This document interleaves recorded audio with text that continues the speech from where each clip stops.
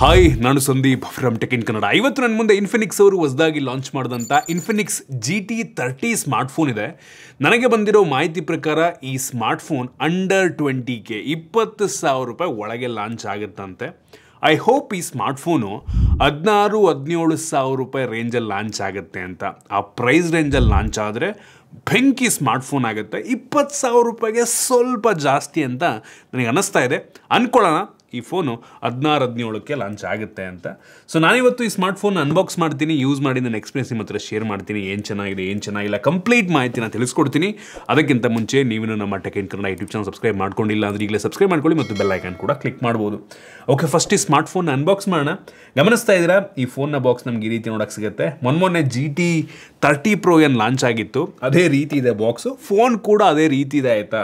Box open ಮಾಡಿದ ತಕ್ಷಣ ನಮಗೆ ಡೈರೆಕ್ಟಾಗಿ ಒಂದು ಸ್ಮಾರ್ಟ್ಫೋನ್ ನೋಡೋಕ್ಕೆ ಸಿಗುತ್ತೆ. ಇದನ್ನು ಪಕ್ಕಕ್ಕಿಟ್ಟರೆ ಇದ್ರ ಕೆಳಗಡೆ ಒಂದು ಯೂಸರ್ ಮ್ಯಾನ್ಯುಯಲ್ಲು, ಕ್ವಿಕ್ ಸ್ಟಾರ್ಟ್ ಗೈಡ್ ಮತ್ತು ವಾರಂಟಿ ಕಾರ್ಡು, ನಂತರ ಒಂದು ಟ್ರಾನ್ಸ್ಪರೆಂಟ್ ಬ್ಯಾಕ್ ಕವರ್ ನಮಗೆ ಸಿಗ್ತಾ ಇದೆ. ಆಮೇಲೆ 45 ವ್ಯಾಟಿಂದು ಒಂದು fast charging adapter, USB Type-C charging cable, ಕೊನೆಯದಾಗಿ ಒಂದು ಸಿಮ್ ಎಜೆಕ್ಷನ್ ಪಿನ್ ಕೊಟ್ಟಿದ್ದಾರೆ. ಅದನ್ನು ಬಿಟ್ಟರೆ ಬೇರೆ ಏನು ಸಹ ನಮಗೆ ಒಂದು ಬಾಕ್ಸ್ ಒಳಗೆ ಸಿಗ್ತಾ ಇಲ್ಲ. ಇನ್ನು ಡೈರೆಕ್ಟಾಗಿ ಸ್ಮಾರ್ಟ್ಫೋನಿಗೆ ಬಂತು ಅಂದರೆ ಈ ಫೋನ್ ನೋಡೋದಕ್ಕೆ ಸೇಮ್ GT30 Pro ಸ್ಮಾರ್ಟ್ಫೋನ್ ರೀತಿಯಲ್ಲೇ ಇದೆ. ಈ ಫೋನಲ್ಲೂ ಕೂಡ ಸೈಬರ್ ಮೆಕಾ 2.0 ಡಿಸೈನ್ ಸಿಗ್ತಾ ಇದೆ. ಅಂದರೆ ಈ ಫೋನ್ ಹಿಂದೆ ನಮಗೆ LED ಲೈಟ್ಸ್ಗಳು ಸಿಗ್ತಾ ಇದೆ, ಬಿಳಿ ಬಣ್ಣದ LED ಲೈಟು. ಇದಕ್ಕೆ ಮೆಕ್ಯಾನಿಕಲ್ ಲೈಟ್ ವೇವ್ ಅಂತ ಕೂಡ ಕರೀತಾರೆ ಆಯಿತಾ.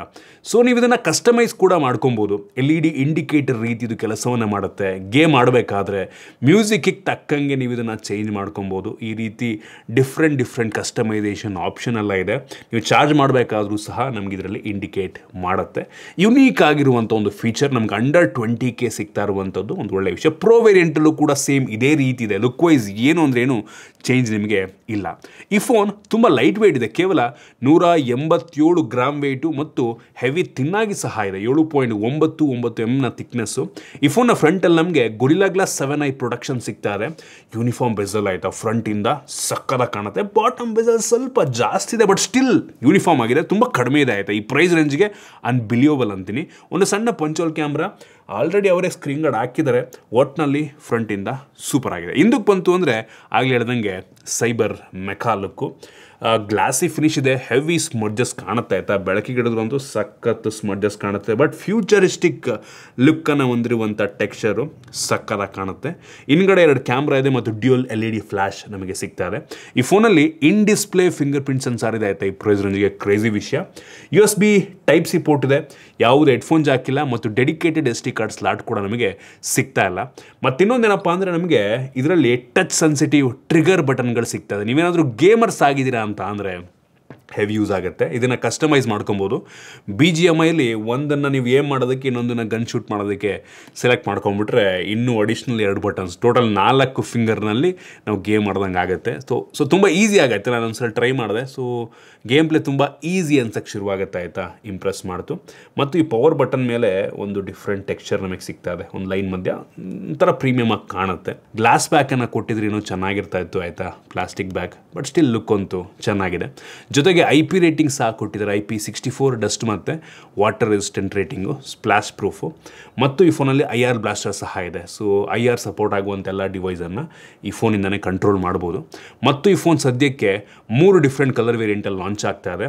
3ರಲ್ಲೂ ಸಹ ನಮಗೆ ವೈಟ್ LED ಲೈಟ್ಸ್ಗಳು ಸಿಗುತ್ತೆ. ನಿಮ್ಗೆ ಇಷ್ಟ ಮಾಡಿ ನೀವು ಪರ್ಚೇಸ್ ಮಾಡ್ಬೋದು. ಓವರಾಲ್ ಡಿಸೈನ್ ಮತ್ತು ಬಿಲ್ಡ್ ಕ್ವಾಲಿಟಿ ನನಗೆ ಈ ಪ್ರೈಸ್ ರೇಂಜ್ಗೆ ಇಂಪ್ರೆಸ್ ಮಾಡ್ತು. ಇನ್ನು ಡಿಸ್ಪ್ಲೇಗೆ ಬಂತು ಅಂದರೆ ಈ ಫೋನಲ್ಲಿ 6.78 ಇಂಚಿನ full HD plus 1.5K resolution ಹೊಂದಿರುವಂಥ LTPS ಅಮೋಲೆಡ್ ಡಿಸ್ಪ್ಲೇ ಇದೆ. ಹೆವಿ ಬ್ರೈಟ್ ಆಗಿದೆ ಡಿಸ್ಪ್ಲೇ ಆಯಿತಾ. 4,500 ನಿಟ್ಸ್ನ ಪೀಕ್ ಬ್ರೈಟ್ನೆಸ್ಸು, 144 ಹರ್ಟ್ಸ್ನ ರಿಫ್ರೆಶ್ ರೇಟು, ಕ್ರೇಜಿ ವಿಷಯ. ಟಚ್ ಸ್ಯಾಂಪ್ಲಿಂಗ್ ರೇಟ್ ಕೂಡ ತುಂಬ ಜಾಸ್ತಿ ಇದೆ. 100% DCI P3 colour gamut, 10-bit display, heavy accurate vivid ಕಲರ್ಸನ್ನು ಇದು ಪ್ರೊಡ್ಯೂಸ್ ಮಾಡುತ್ತೆ. PWM ಡಿಮ್ಮಿಂಗ್ ಕೂಡ ತುಂಬ ಜಾಸ್ತಿ ಇದೆ. TUV ಅವ್ರ ಜೊತೆ ಇವರು ಕೆಲವೊಂದು ಸರ್ಟಿಫಿಕೇಷನ್ ಸಹ ಮಾಡಿಸ್ಕೊಂಡಿದ್ದಾರೆ. ಒಟ್ಟಿನಲ್ಲಿ ಈ ಪ್ರೈಸ್ ರೇಂಜ್ಗೆ ಬೆಂಕಿ ಡಿಸ್ಪ್ಲೇ ಅಂತೀನಿ. ಇನ್ನು ಸ್ಟೋರೇಜ್ ವೇರಿಯಂಟಿಗೆ ಬಂತು ಅಂದರೆ ಸದ್ಯಕ್ಕೆ ಈ ಸ್ಮಾರ್ಟ್ಫೋನು 2 ಸ್ಟೋರೇಜ್ ವೇರಿಯಂಟಲ್ಲಿ ಲಾಂಚ್ ಆಗ್ತಾ ಇದೆ. 8GB RAM, 128GB storage, 8GB RAM, 256GB storage. ಇದರಲ್ಲಿ ಎಕ್ಸ್ಟೆಂಡೆಡ್ ರ್ಯಾಮ್ ಆಪ್ಷನ್ ಸಹ ಇದೆ. LPDDR5X ರ್ಯಾಮ್, ಕ್ರೇಜಿ ವಿಷಯ ಈ ಪ್ರೈಸ್ ರೇಂಜಿಗೆ. UFS 2.2 ಸ್ಟೋರೇಜನ್ನು ಕೊಟ್ಟಿದ್ದಾರೆ. 3.1 ಅಟ್ಲೀಸ್ಟ್ ಕೊಟ್ಟಿದ್ರೆ ಬೆಂಕಿ ಇರ್ತಿತ್ತು. ಇನ್ನು ಪರ್ಫಾರ್ಮೆನ್ಸಿಗೆ ಬಂತು ಅಂದರೆ ಮೀಡಿಯಾಟೆಕ್ಕಿಂದು ಡೈಮೆನ್ಸಿಟಿ 7400 5G ಪ್ರೊಸೆಸರ್, ಒಂದು ಲೆವೆಲ್ಗೆ ಪವರ್ಫುಲ್ ಆಗಿರುವಂಥ ಪ್ರೊಸೆಸರ್. ಈ ಪ್ರೈಸ್ ರೇಂಜಿಗೆ ಒಂದು ಒಳ್ಳೆ ಪ್ರೊಸೆಸರ್ ಅಂತೀನಿ. 4 ನ್ಯಾನೋಮೀಟರ್ ಟೆಕ್ನಾಲಜಿಯೊಂದಿಗೆ ಬಿಲ್ಡ್ ಆಗಿರುವಂಥ ಪ್ರೊಸೆಸರ್. ನಾವು ಅಂತೂ ಬೆಂಚ್ ಮಾರ್ಕನ್ನು ಚೆಕ್ ಮಾಡ್ದಂಗೆ 7,31,000 ರೇಟಿಂಗನ್ನು ಕೊಡ್ತಾ ಇದೆ. ಇನ್ ಕೇಸ್ 16,000-17,000 ರೂಪಾಯಿಗೆ ಲಾಂಚ್ ಆದರೆ ಸೂಪರ್ ಆಗಿರುತ್ತೆ. ನಾವು ಈ ಬೆಂಚ್ ಮಾರ್ಕ್ ಮಾಡೋ ಟೈಮಲ್ಲಿ ಬ್ಯಾಟ್ರಿ ಡ್ರೈನ್ ಮತ್ತು ಟೆಂಪ್ರೇಚರ್ ವೇರಿಯೇಷನ್ ಎರಡನ್ನೂ ಕೂಡ ಚೆಕ್ ಮಾಡೋದು. ಎರಡೂ ಕೂಡ ತುಂಬ ನಾರ್ಮಲ್ ಆಗಿತ್ತು. ಬ್ಯಾಟ್ರಿ ಡ್ರೈನ್ ಒಂದು 5-6% ಆಯಿತು. Temperature variation maximum 41 degree Celsius ತನಕ ಹೋಯಿತು. ಸೂಪರ್ ವಿಷಯ. ಇದರಲ್ಲಿ ನಮಗೆ 6 ಲೇಯರ್ಗಳ ವೇಪರ್ ಚೇಂಬರ್ ಸಿಗ್ತಾ ಇದೆಯಂತೆ. ಸೊ ಈ ಡೆಸಿಪೇಷನ್ ಸ್ವಲ್ಪ ಚೆನ್ನಾಗಾಗುತ್ತೆ. ನಾವು ಗೇಮಿಂಗ್ ಟೆಸ್ಟನ್ನು ಸಹ ಮಾಡಿದ್ವು. BGMI ಸ್ಮೂತಲ್ಲಿ ಅಪ್ ಟು ಎಕ್ಸ್ಟ್ರೀಮ್ ಪ್ಲಸ್ ತನಕ ಹೋಯ್ತು ಆಯಿತಾ. ಸೊ BGMIನ ನೀವು ಆರಾಮಾಗಿ 90 FPS ಆಡ್ಬೋದು. ಸೊ ಕ್ರಾಫ್ಟಾನ್ ಸರ್ಟಿಫೈಡ್ ಸ್ಮಾರ್ಟ್ಫೋನ್ ಹಂಗಂತ ಇದು ಆಯಿತಾ. ಸೊ ಈ ಪ್ರೈಸ್ ರೇಂಜಿಗೆ 90 FPS game play crazy impressive ಅಂತೀನಿ. ಐ ಹೋಪ್ ಇದು 16-17ಕ್ಕೆ ಲಾಂಚ್ ಆಗುತ್ತೆ ಅಂತ. ಜಾಸ್ತಿಗೆ ಆಗ್ಬಿಟ್ರೆ ಗೊತ್ತಿಲ್ಲ. ಒಟ್ಟಿಗೆ ಅಂಡರ್ 20Kನೇ. ಈ ಬೆಲೆಗೆ ನಾನು ಚೆಕ್ ಮಾಡ್ದಂಗೆ BGMI ತುಂಬ ಸ್ಮೂತಾಗಿ ಪ್ಲೇ ಆಗ್ತಿದೆ ಆಯಿತಾ. ಸೊ ಪ್ರೊಸೆಸರ್ ಪರವಾಗಿಲ್ಲ, ಒಂದು ಲೆವೆಲಿಗೆ ಪವರ್ಫುಲ್ ಆಗಿರುವಂಥ ಪ್ರೊಸೆಸರೇ. ನಿಮಗೆ ಕೆಲವೊಂದು ಟೈಮ್ ಇಂಟೆನ್ಸಿವ್ ಗೇಮ್ ಪ್ಲೇ ಇರೋ ಟೈಮಲ್ಲಿ ಸ್ವಲ್ಪ ಫ್ರೇಮ್ ಡ್ರಾಪ್ ಫೀಲ್ ಆಗ್ಬೋದು. ಮ್ಯಾಕ್ಸಿಮಮ್ ಅಂತ ಅಂದರೆ ಇದರಲ್ಲಿ HDRನಲ್ಲಿ ಅಪ್ ಟು ಅಲ್ಟ್ರಾ ಗ್ರಾಫಿಕ್ ತನಕ ಆಡ್ಬೋದು. ಇದರಲ್ಲಿ ನಿಮಗೆ ಆಬ್ವಿಯಸ್ಲಿ ಇಂಟೆನ್ಸ್ ಇರೋ ಟೈಮಲ್ಲಿ ಸ್ವಲ್ಪ ಫ್ರೇಮ್ ಡ್ರಾಪ್ ಫೀಲ್ ಆಗುತ್ತೆ.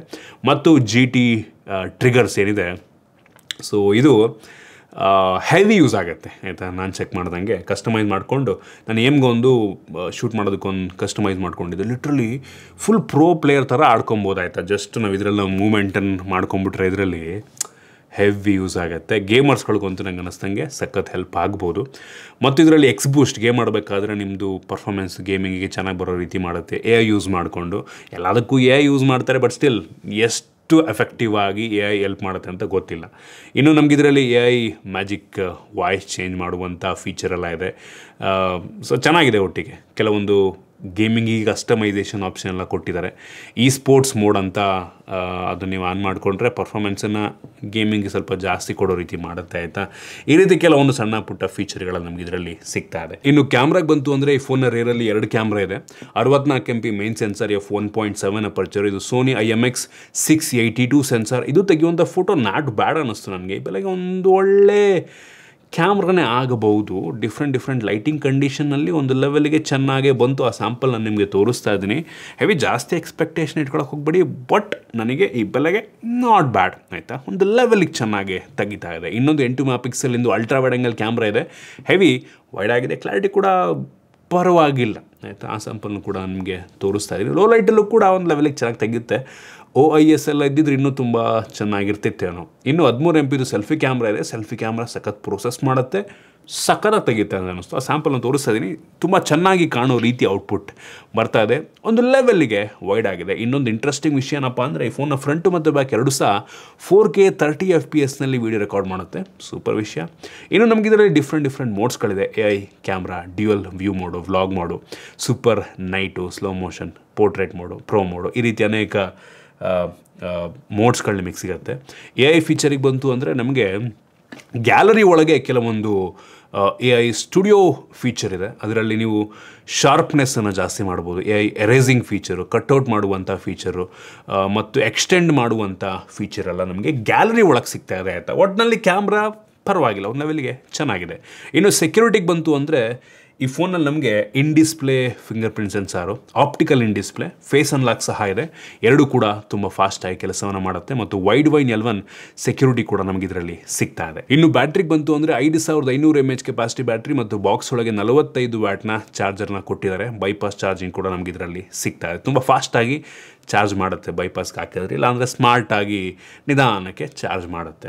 ಇನ್ನು OSಗೆ ಬಂತು ಅಂತ ಅಂದರೆ ನಮಗೆ ಈ ಫೋನಲ್ಲಿ XOS 15 ಆ್ಯಂಡ್ರಾಯ್ಡ್ 15 ಬೇಸ್ಡ್ OS. ಇವ್ರು ಹೇಳೋ ಪ್ರಕಾರ ಈ ಫೋನ್ಗೆ 2 ವರ್ಷಗಳ OS ಅಪ್ಡೇಟು ಮತ್ತು 3 ವರ್ಷಗಳ ಸೆಕ್ಯೂರಿಟಿ ಪ್ಯಾಚನ್ನು ಕೊಡ್ತಾರಂತೆ. ಸೂಪರ್ ವಿಷಯ. ಈ OS ಆ್ಯಕ್ಚುಲಿ ಚೆನ್ನಾಗಿದೆ. ಮುಂಚೆ ಇನ್ಫಿನಿಕ್ಸ್ ಅವ್ರದ್ದು OS ಎಲ್ಲ ಒಂಥರ ವಿಚಿತ್ರವಾಗಿರ್ತಿತ್ತು. ಕೆಲವೊಂದು ಬೇಡದಿರೋಂಥ ಅಪ್ಲಿಕೇಶನ್ ಇರ್ತಿತ್ತು. ಈಗ ಸ್ವಲ್ಪ ಒಂದು ಲೆವೆಲಿಗೆ ಕ್ಲೀನ್ ಆಗಿರೋ ರೀತಿ ಇದೆ. ಬಟ್ ಸ್ಟಿಲ್ ಕೆಲವೊಂದು ಬೇಡದಿರೋಂಥ ಅಪ್ಲಿಕೇಶನ್ಗಳಿದಾವೆ ಆಯಿತಾ, ಅದನ್ನು ಅನ್ಇನ್ಸ್ಟಾಲ್ ಮಾಡ್ಕೊಬೋದು. ಒಟ್ಟಿನಲ್ಲಿ OS ಸ್ವಲ್ಪ ಒಂದು ಲೆವೆಲಿಗೆ ಕ್ಲೀನ್ ಆಗಿದೆ, ಕ್ಲೋಸ್ ಟು ಸ್ಟಾಕ್ ರೀತಿ ಅನ್ಸೋಕ್ಕೆ ಶುರುವಾಗಿದೆ. ಮತ್ತು ಕೆಲವೊಂದು ಕಸ್ಟಮೈಸೇಷನ್ ಆಪ್ಷನ್ ಸಹ ಇದೆ ಆಯಿತಾ. ಸೊ ಒಟ್ಟಿನಲ್ಲಿ ಈ ಓ ಎಸ್ ಸದ್ಯಕ್ಕೊಂದು ತುಂಬ ಸ್ಮೂತಾಗಿ ಕೆಲಸವನ್ನು ಮಾಡ್ತದೆ. ಪ್ರೊಸೆಸರ್ ಒಂದು ಲೆವೆಲ್ಗೆ ಪವರ್ಫುಲ್ ಆಗಿರೋದ್ರಿಂದ ನಂಗೆ ಅನ್ನಿಸ್ದಂಗೆ ಒಂದು 3-4 ವರ್ಷ ಏನು ತೊಂದರೆ ಇಲ್ಲದೆ ಯೂಸ್ ಮಾಡೋಕ್ಕಂತೂ ಪ್ರಾಬ್ಲಮ್ ಇಲ್ಲ. ಇದರಲ್ಲಿ ನಮಗೆ ಕೆಲವೊಂದು ಎ ಐ ಫೀಚರ್ಗಳು ಕೂಡ ಸಿಗ್ತಾ ಇದೆ. ಇನ್ಫಿನಿಕ್ಸ್ ಎ ಐ ಒಳಗಡೆ ನಮಗೆ ನೋಟಲ್ಲಿ ಬೇಜಾನ್ ಫೀಚರ್ಗಳಿದೆ ಆಯಿತಾ. ಸೊ ನೀವು ಸಮ್ಮರೈಸ್ ಮಾಡುವಂಥದ್ದು, ಟೆಕ್ಸ್ಟನ್ನು ಇಂಪ್ರೂವ್ ಮಾಡುವಂಥದ್ದು ಮತ್ತು ಸ್ಪೆಲ್ಲಿಂಗ್ ಎಲ್ಲ ಕರೆಕ್ಟ್ ಮಾಡುವಂಥದ್ದು, ಈ ರೀತಿ ಕೆಲವೊಂದು ಫೀಚರ್ಗಳಿದೆ. ಫೋಲೆಕ್ಸ್ ನಮಗೆ ಸಿಗ್ತದೆ. ಇದು ಒಂದು ರೀತಿ ವಾಯ್ಸ್ ಅಸಿಸ್ಟೆಂಟು ಇನ್ಫಿನಿಕ್ಸ್ ಅವ್ರದ್ದೇ. ಸೊ ಸ್ಮಾರ್ಟ್ ಟಚ್ ಫೀಚರೆಲ್ಲ ನಮ್ಗೆ ಇದರೊಳಗಡೆ ಸಿಗ್ತಾ ಇದೆ. ಸ್ಮಾರ್ಟ್ ಟಚ್ ಒಂದು ರೀತಿ ಹೆಂಗೆ ಹೇಳಿ ನಿಮಗೆ ಸೇಮ್ ಸರ್ಕಲ್ ಟು ಸಚ್ ರೀತಿಯಲ್ಲೇ ಕೆಲಸ ಮಾಡುತ್ತೆ, ಕ್ಲೋಸ್ಲಿ ಹಂಗೆ ಇದೆ ಆಯಿತಾ. ನಮಗೆ ಇದರಲ್ಲಿ ಕಾಲ್ ಅಸಿಸ್ಟೆಂಟ್ ಕೂಡ ಸಿಗ್ತಾ ಇದೆ, ಡಾಕ್ಯುಮೆಂಟ್ ಅಸಿಸ್ಟ್ ಇದೆ ಆಯಿತಾ. ಆಗಲೇ ಹೇಳ್ದಂಗೆ ಸಮ್ಮರೈಸು, ನಿಮಗೇನೇ ಕ್ವಶನ್ಸ್ ಇದ್ದರೂ ಆ ಒಂದು ಡಾಕ್ಯುಮೆಂಟ್ ಬಗ್ಗೆ ನೀವು ಕೇಳ್ಕೊಬೋದು.